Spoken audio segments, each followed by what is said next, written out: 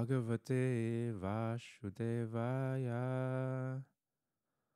Om Namo Bhagavate Vasudevaya. Om Namo Bhagavate Vasudevaya.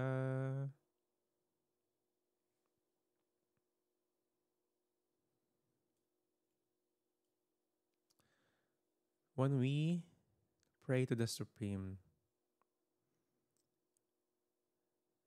we don't often expect that Krishna will reciprocate.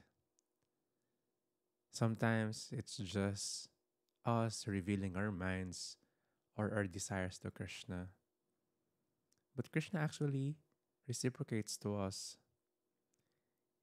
We're not that advanced to hear his voice or see him, but if we follow the footsteps of other saintly persons, we'll be able to really hear him through the mouths of other devotees. So si Krishna talaga always, and he will make sure that he will reciprocates.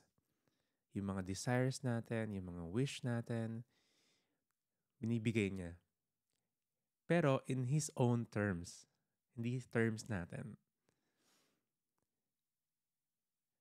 Previously sa Bhagavad Gita, we studied na si Krishna, as explaining, siya yung pinakamatanda. He remembers the past, present, and future. Binigay niya yung Bhagavad Gita na knowledge to the Sun God, and it was passed down through the disciplic succession.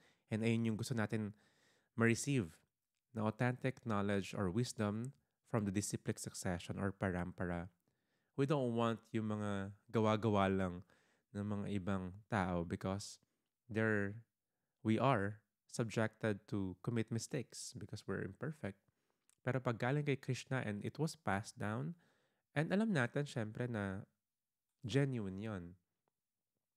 And then explain din ni Krishna bakit siya bumababa dito sa material world to reestablish the principles of religion kasi nag-water down siya habang pinapasa all throughout the years or yugas and to kill demons. So ito yung mga secondary reasons. But the primary reason is gusto niya mag-spend ng loving relationship ng time to have this loving relationship sa devotees. So ayun yung main reason niya. So i-continue natin yon, and Krishna is explaining how he always reciprocates sa mga devotees niya. Reading from the Bhagavad Gita as it is, Chapter 4, text number 11. As all surrender unto me, I reward them accordingly. Everyone follows my path in all respects, O son of Pritha. So si Krishna nag-reciprocate according dun sa devotee. If gusto ng devotee is yung relationship niya kay Krishna is like father and son. Son nila si Krishna. And si Krishna, ayun yung binibigay niyang reciprocation. Pag master is servant and servant, ganun yung binibigay niyang reciprocation. Kapag friendly yung relationship kay Krishna, ayun yung binibigay niyang reciprocation. Kapag as a lover, binibigay ni Krishna din yon. And if gusto mong makalimutan si Krishna, gusto mong mag-enjoy materially, bibigay niya rin yon, although hindi niya gusto. But that is one's desire, gagawa rin siya ng paraan para ma-facilitate yung desire natin. Actually, ayun nga yung purpose ng material world. Di ba marami nagtatanong, bakit ginawa ni Krishna yung material world? Para ba mag-suffer tayo? Para ba makalimutan natin siya? Magkaroon ng facility para maululong tayo lalo dito sa birth and death. Yeah. Ginawa niya yun kasi desire natin. Hindi niya desire yun. Of course, bakit tayo nandito is to learn our lessons. Hindi lang para mag-suffer. Actually, nag-e-enjoy nga. Yung gusto ng isang soul. Bakit siya nandito sa material world eh. Gusto niya so-called mag-enjoy. But material enjoyment always comes with material suffering. So, lahat ng path na yon andoon. available. Binigay ni Krishna. Si Krishna nag-reciprocate sa mga devotees niya. Bakit kapag yung mga so-called advanced or pure devotees, mas may love or reciprocation si Krishna? Anong reason? May favoritism ba si Krishna? Meron ba siyang partiality? May mga pinipili lang ba siya and hindi siya pinipili? Di ba? Maraming question. Bakit sa India lang siya nag-reincarnate? Anywhere pwede siya mag-reincarnate. He's everywhere actually. Every atom andun siya. Every living entity andun din siya as the super soul. So, very present si Krishna. Pero bakit sa ibang places, sa ibang lugar, sa ibang tao, mas nararamdaman natin si Krishna? Because si Krishna, very equal sa lahat. Sabi natin, binibigay niya yung mga desires ng bawat tao. In His own terms. Pwedeng now or in the future. Kung ano yung desires, ano yung activities, ano yung karma, yung reactions doon sa mga activities, ayun yung bibigyan ni Krishna. Kasi ayun yung gusto ng isang soul. So, very fair. Just nga siya, binibigay nga niya yun. May mali ka, makatakas ka sa law of this land, meron ka pa rin papagbayaran sa next life. Wala talagang takas. So, very fair talaga siya. And if you really wants Krishna to be close with you, and you really wants to have that wonderful and loving relationship kay Krishna, bibigay niya. Kaya it seems like may favorite or partial si Krishna. Eh bakit dito mas present si Krishna, mas nararamdaman si Krishna? Kasi ayun yung reciprocation niya dun sa binibigay ng devotee. Pero actually, favorable nga din siya dun sa mga fallen conditioned souls or talagang pilit na kalimutan siya. He is just patiently waiting. Actually, he's making a lot of arrangements para yung mga conditioned souls is ma-remind sila ng position nila talaga as connected sila kay Krishna as a servant of Krishna through the devotees. Nag-a-arrange siya para yung mga tao, yung mga other living entities, ma-reawaken yung bhakti sa heart. That is the role ng mga devotees. Us, trying to study the Bhagavad Gita, we're not the end user na tayo lang yung reawaken. We should do our part also. Na maging instrument tayo na magising din yung ibang souls. Ayun yung love, extra love ni Krishna dun sa mga fallen conditioned souls. Which is us yun. Huwag natin isipin na tayo lamang tayo sa ibang tao. Which is us yun. Nandito tayo sa material world. Naka-receive na tayo ng mercy from the devotees. And we should also pay it forward. So si Krishna nag-reciprocate. Hindi siya partial. Very equal siya. Yung mga souls lang na talaga lumalapit sa kanya, and makapansin natin, naman, nakita talaga natin na close si Krishna sa kanila. Yung desire, spiritual desire nga ng mga devotees na fulfill ni Krishna. Kasi lalong-lalo na yung spiritual desire na yun. Ano yung madalas na spiritual desire ng mga devotees? Of course, makalala ng ibang souls si Krishna. Makapag-facilitate sila how to serve Krishna more and how to serve the devotees more. Kahit wala sa karma ng tao na yon, si Krishna may extra. Parang wala sa karma niya magkaroon ng pera, dumating yung mga fortune, yung mga swerte. But since gusto niya mag-serve kay Krishna, bibigyan ni Krishna yun. Pero siyempre, pag minisuse yun, okay, cut off na ulit yung supply. Kahit wala sa karma niya. Sabi nga yung karma natin, yung money na dadating sa atin, yung happiness, yung distress, lahat yun computed na.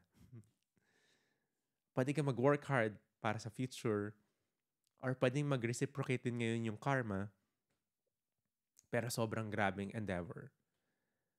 Bakit pa? Di kay Krishna ka na mag-work. Kay Krishna ka na mag-desire. Yung closeness mo na kay Krishna. Krishna helps also by absorbing them into His effulgence. Ito yung sabi ni Srila Prabhupada. Kasi if one also wants to be an impersonalist, ayaw niya dun sa material life, ayaw niya rin kay Krishna. Gusto lang niya dun sa nothingness. So, ayun yung tatawag niya impersonalist. Bibigyan rin ni Krishna yun. Actually, binibigyan nga rin ng shelter. Yung light na pinupuntahan ng mga tao na all is light. Pupunta ako sa nirvana. Pupunta ako sa nothingness. Yung God is light. Di ba marami tayong naririnig ganun? Love and light. Si Krishna pa rin yun. Binibigyan niya pa rin ng facility. Wala nga nakakatakas. Si Krishna nag-reciprocate. Pero, ang problema lang, kapag nag-reciprocate si Krishna, are we really ready? Parang sa friendship yan eh. Diba? Meron tayong mga friends na gusto natin very open, very close. Diba? Nagtutulungan. Pero pag gusto ko ng tulungan, minsan ayaw na natin. Pag maganda yung pagkatulong sa atin, gusto natin yon. Pero pag may intervention para magbago tayo, ayaw natin. That's real friendship, right? Kapag meron tayong mali, kakusapin tayo, may intervention sa atin, ito yung pwedeng gawin. Diba? If ayaw natin tumanggap na kinokorek tayo ng mga friends natin, it's not friendship. It's very negotiable na relationship. Hindi siya reciprocal. Lalo-lalo na si Krishna. Ang dami niyang ikokorek sa atin. That's also the relationship of a teacher or the guru.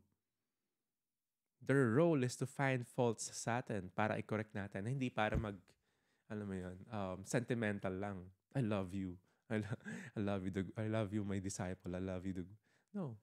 Role ng guru or ng teacher or ng mentor to find faults sa atin para i-correct. Para ayusin natin yung spiritual life natin. That's a little or much more deeper kind of friendship and relationship. Si Krishna ganon. Kaya nga yung mga desires natin materially, hindi niya basta-basta binibigay kasi papahamak tayo nun eh. Yung binibigay ni Krishna sa atin, yung mas mapalapit tayo sa Kanya kasi gusto niya rin talaga yon. Na lahat ng souls malapit kay Krishna. Men in this world desire success in fruitive activities, and therefore they worship the demigods. Quickly, of course, men get results from fruitive work in this world. So yung iba, they find yung sino yung favorite na ng deities kasi nag-reciprocate. Favorite ko si Gornitai kasi nag-reciprocate siya. Or favorite ko si Radha Krishna, nag-reciprocate siya. Pag di nila makuha yun, favorite na lang yung demigods kasi mas mabilis mag-reciprocate daw. So that's the difference. Si Krishna binibigay sa atin yung need natin, hindi yung wants natin. Yung mas makaganda sa atin. Kasi yun yung love talaga ng reciprocation. Pwede ka maghanap ng, like in friendship, maghanap ng mga friends na yes man lang sa'yo. Lahat oo lang. Lahat i-spoil ka lang sa mga bagay-bagay na walang makakatanggi, walang makapagsabi ng no. And you feel you're always right. So parang ganito yung mga ibang souls. Sabi ni Prabhupada, less intelligent.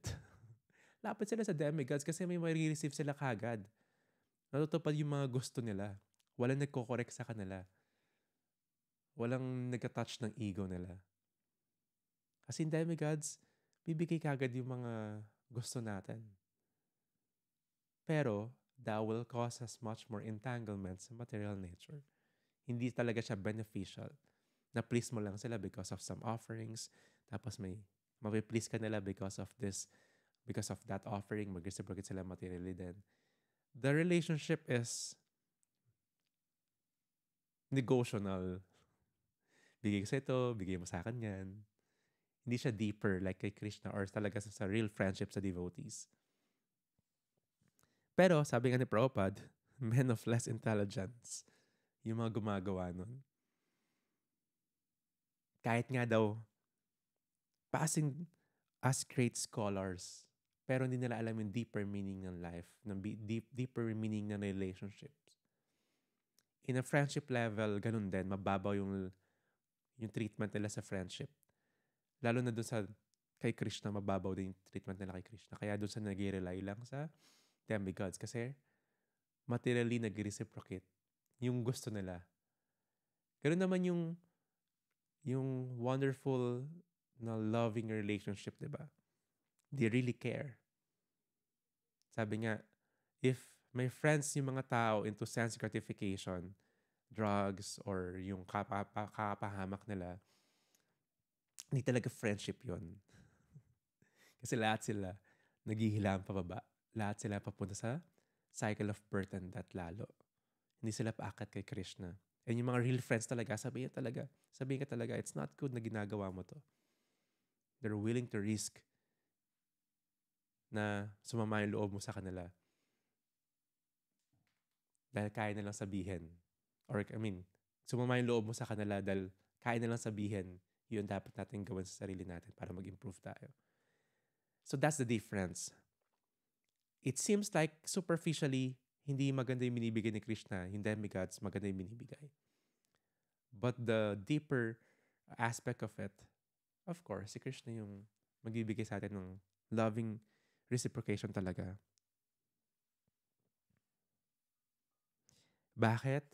Yung binibigay ng mga demigods are just temporary, relief, temporary happiness, sense gratification. Pero, hindi siya nakakatulong sa spiritual life natin.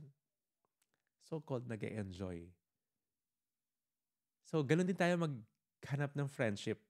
Ganun talaga tayo dapat mag-define ng friendship.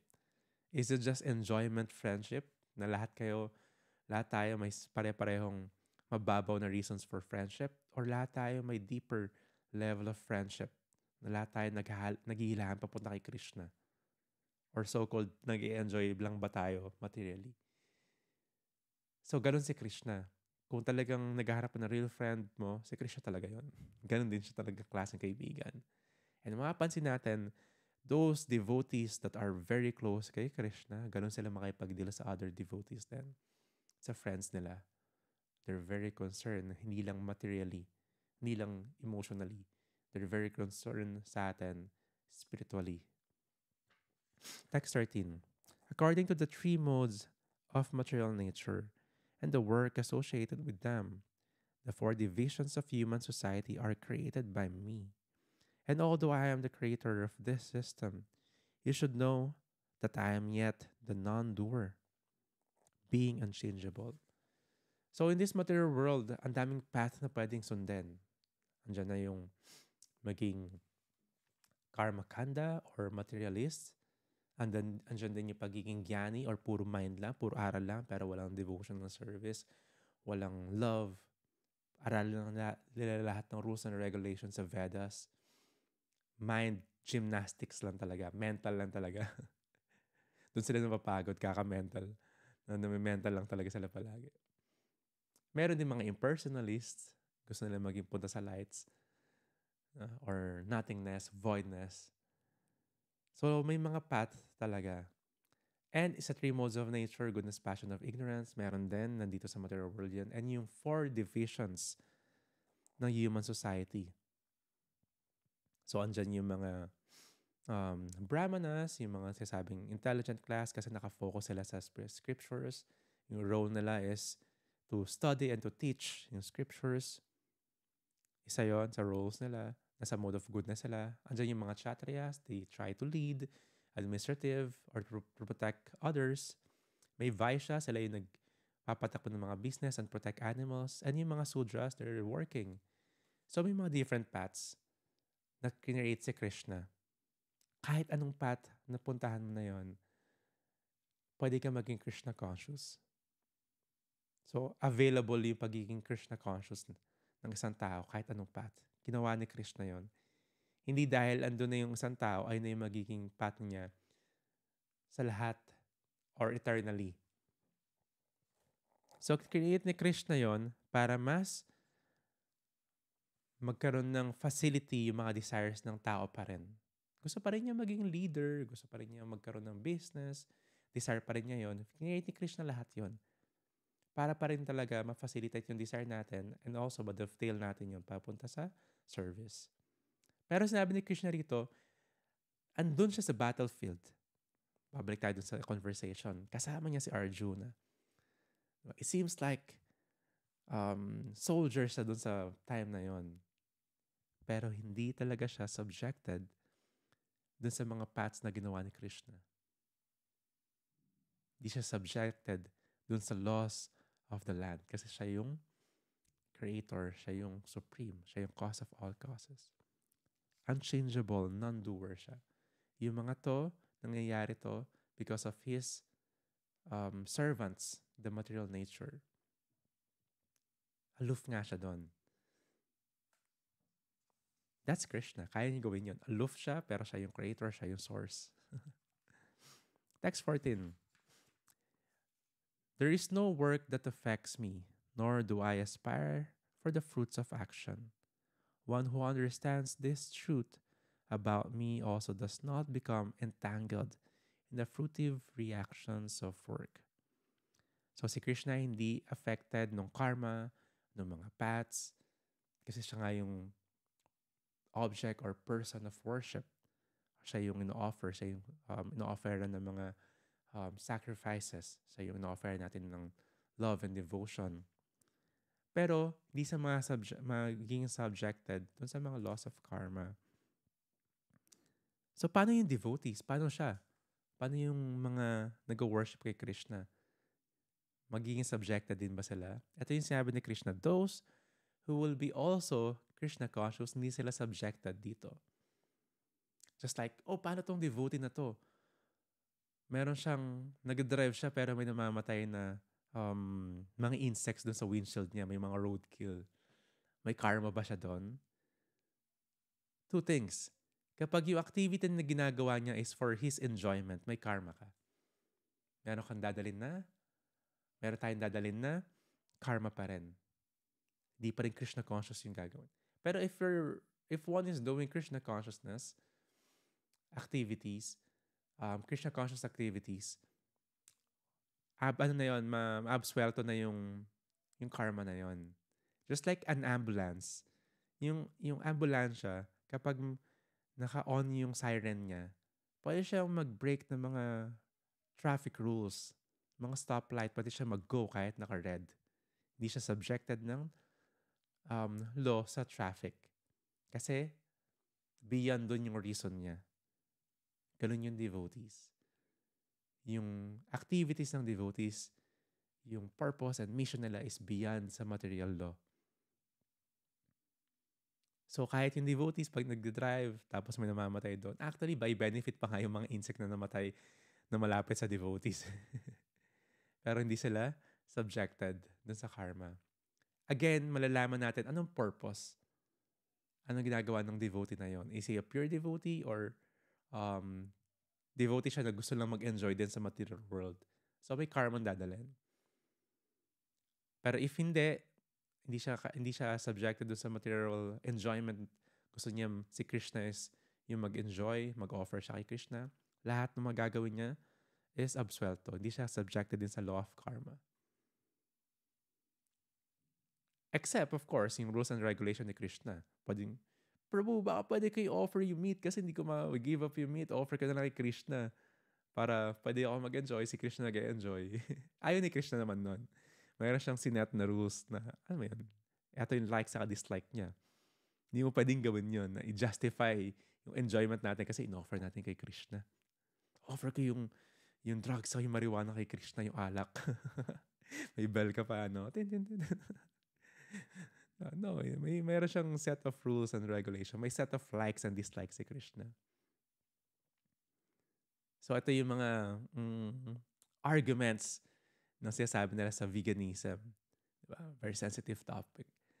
Yung milk daw, may karma kasi syempre, may abuse na nangyayari. Diba? Dahil yung commercial milk, hindi natin masabing ahimsa lahat or non-violent yung process. Pero ino-offer nila kay Krishna yon kasi gusto ni Krishna yon. So na-absuelto. Actually, pati yung cows, pati nga yung cows na yon, na-liberate sila kasi nakapag-serve sila kay Krishna. Pero hanggang doon lang yon. Hindi mo na pwede sabihin sa mga fish, egg, tapos sa meat. Hindi na pwedeng tumawid na doon sa sa other so-called food from the living entities. Kasi sabi ni Krishna, ayun yung desire niya. Wala siyang sinabing, offer me with love and devotion yung meat. So, that's why we need to study the scriptures so we know how to move, act here in the material world. Kung paano tayo maging spiritual. May isang example, like, di ba parang yung lahat ng mga fruits naman, lalo sa province, makikita mo dito. Dati pag kumukuha ka ng mga coconuts, i-deliver doon sa ashram na doon sa horse or sa donkey. Sobrang daming buko. It seems like may abuse or mayroong animals na involved. Pero if you offer that to Krishna, may benefit pa siya. So, ayun yung absuelto ng devotees. Katulad kay Krishna. Kasi you're working for the higher or yung big boss. You're working for the big boss. Again, hindi siya favorite lang ni Krishna because of meron lang siyang partiality. But of course, reciprocation ni Krishna yun kasi ayun yung desire ng isang devotee. And gusto niya lahat na sa ganong level na close sa kanya. And that's our duty na maging close din yung iba kay Krishna. 15. All the liberated souls in ancient times acted with this understanding of my transcendental nature. Therefore, you should perform your duty following in their footsteps. So yung mga pinag-usapan natin, may evidence na lahat ng mga saintly persons, yung mga advanced liberated souls, ganun yung ginagawa nila sa life nila here in the material world. To be Krishna conscious, to be closer kay Krishna. And we should not imitate them, but we should follow the footsteps. So may big difference yung following the footsteps. It's humble approach kung paano natin sundin yung mga instructions nila. Hindi yung ikakopy mo lang sa, ay, ganito yung suot ng idol ko. Ganito siya magsalita, ganito siya manumit, ganito siya kumanta. No, we follow their footsteps. They approach spiritual life in humility, simply with love and devotion. Ayun yung i-follow natin footsteps. We don't imitate. We have our own identity. They serve really well. They serve with love. Pero hindi natin nature yon. Hindi tayo kunyari singer. I think follow that nature, follow that mood of love and devotion in service in your own nature. Your own identity. So, following the footsteps. Hindi natin pwedeng i-follow yung isang rock star na nandun sa stage. Na gusto ko maging rock star, pupunta ako sa stage. So, kailangan mo mag-work hard para mapunta doon sa level na yun. Tingnan mo anong step 1 niya. So, open yung relationship and reciprocation ni Krishna both in those liberated devotees. Yung mga pumunta rito, hindi sila subjected ng karma ba't nasa material world. Di lang si Krishna kasi yung nag-reincarnate dito. Sinasama niya rin yung mga pure devotees niya. So may mga liberated souls talaga nandito sa material world. They're not subjected sa karma. Their duty here is to save other souls. So sila yung mga liberated souls. At meron din mga souls na dinadala tayo ng agos ng birth and death and because of our karma. So there's 2 kinds of souls dito sa material world. Yung mga bumaba and yung mga na-kick out from the spiritual world. Yung mga na-kick out, andito, subjected because of their desires, our desires. Yung mga bumaba to save yung mga na-kick out. Makabalik doon. Pero lahat yon, lahat ng mga souls na yon in both sides have the facility and opportunity para maka-create ng loving relationship ulit kay Krishna. Kasi mag-reciprocate naman talaga siya. That is his desire. Krishna is very equal, very just. Meron lang siyang, of course, binibigay na attention dun sa nagbibigay na mas maraming attention sa kanya. Pero hindi siya maubusan ng attention sa iba. Katulad ng isang tao. May favorite tayong tao, wala tayong attention sa iba. Hindi ganun si Krishna. He can expand. Pwede niya maging favorite lahat. Si Krishna is a person, the supreme person. And the love na binibigay natin sa kanya, He will give it back 100,000 or 1,000,000 times more. So that is our episode for today. Krishna always reciprocates. So we must always check ano ba yung mga desires natin, ano ba yung mga nasa heart natin, ano ba yung mga dinadasal natin kay Krishna, ano ba yung hinihiling natin palagi. I hope we should always make it sure and prioritize na gusto natin ma-develop yung love kay Krishna. Hindi natin makalimutan yun. Meron tayong siguro mga desires, take care of our family, ourselves, yung mga arrangements. Don't worry, provide ni Krishna yon. Si Krishna lahat may arrangements yan. Kailangan natin maging aware paano tayo magbibigay ng love and mag-serve tayo kay Krishna. And the way para ma-please natin palagi si Krishna is to please His devotees. And yung secrets sa spiritual life.